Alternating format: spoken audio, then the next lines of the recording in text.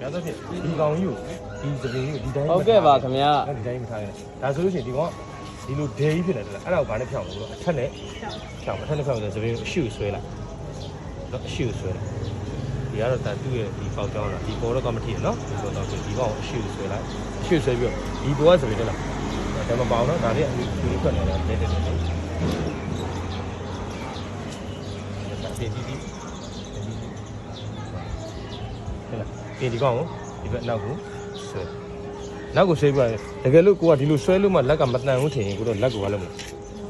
စပင်လေးနဲ့လက်ကလေးကိုကင်လိုက်လက်ပေါ်တင်လိုက်ဒီလက်ပေါ်မှာဆွဲပြီးတော့ညက်တဲ့ချိန်မှာအနောက်ကိုဆွဲဘယ်ကိုဆွဲမှာလဲအနောက်ကိုဆွဲတော့အနောက်ကစပင်ကတူပြီးတော့အရှေ့စပင်ကရှည်မှာကြည့်ကြည့်လိုက်ဆွဲပြီးညက်တဲ့ချိန်ဒီကျဆွဲအရှေ့စပင်ကရှည်မယ်နောက်ကစပင်ကတူမယ်လို့အရှေ့ကိုဆွဲရင်ဘယ်နောက်ကတူမှာလဲအရှေ့ကတူမယ်နောက်ကလက်ဆွဲပြီးတော့လည်းညှက်လို့ရတယ်လက်ကိုလည်းကျန်ထားပြီးညှက်လို့ရပြီးရင်သပင်ကိုပြန်စစ်ဒါဆိုဒီနားတွေကထူပြီးကျန်ခဲ့တယ်လားအဲ့ဒီသပင်ပြန်စစ်ဆွဲလိုက်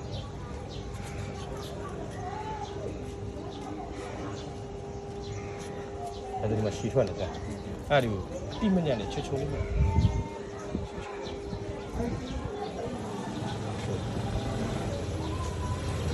နော်ဒီမှာငကွင်းလေးရှိရငကွင်းလေးဒီလေးတော့ထားလေးငကွင်းလေးနဲ့ထောက်တာ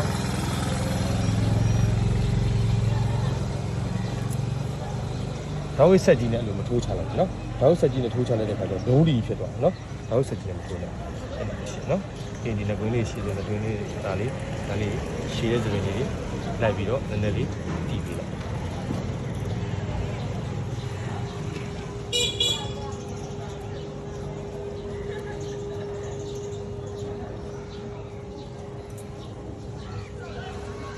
နော်အဲ့ဒါလာပါနော်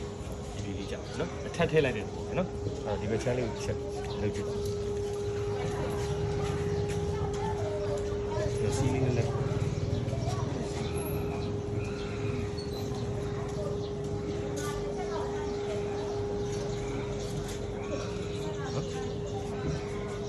ရိုင်းမှုဝင်တယ်မျိုးကုန်းသွားတာ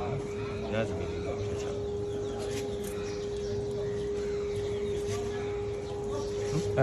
အရိုင်းမှုဝင်ဒီလောက်ကအကတိအဖျားနဲ့ပါโอเคပြောချင်တာအရန်မတူနဲ့ရှည်တဲ့သပင်ကပြန်တူလို့ရတယ်တူတဲ့သပင်ကပြန်ရှည်လို့မရဘူးเนาะအဲ့ဒါကြောင့်မလို့ဖြစ်နိုင်လို့ရှိရင်အရန်ထဲထဲကိုသွားပြီးတော့မတူချလိုက်โอเคကောင်းတယ်ဒီလည်းဘယ်လိုပြန်ကြည့်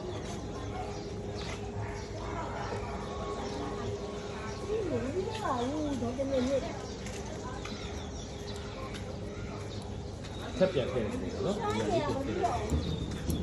သပင်ကအထစ်ဖြစ်နေလို့ရှိရင်အထက်နဲ့ဖြောက်ပါနော်အထက်နဲ့မဖြောက်ချင် point ကနဲ့ဖြောက်ပါပြီးတော့မှအဲ့ဒါလေးကိုဘာလုပ်မလဲpoint ကလေးလက်ပြန်ထည့်ပါနော် Okay thank you ပါအဆုံးလေးကြည့်ပြီးတော့ကျေးဇူးတင်ပါတယ်ခင်ဗျာ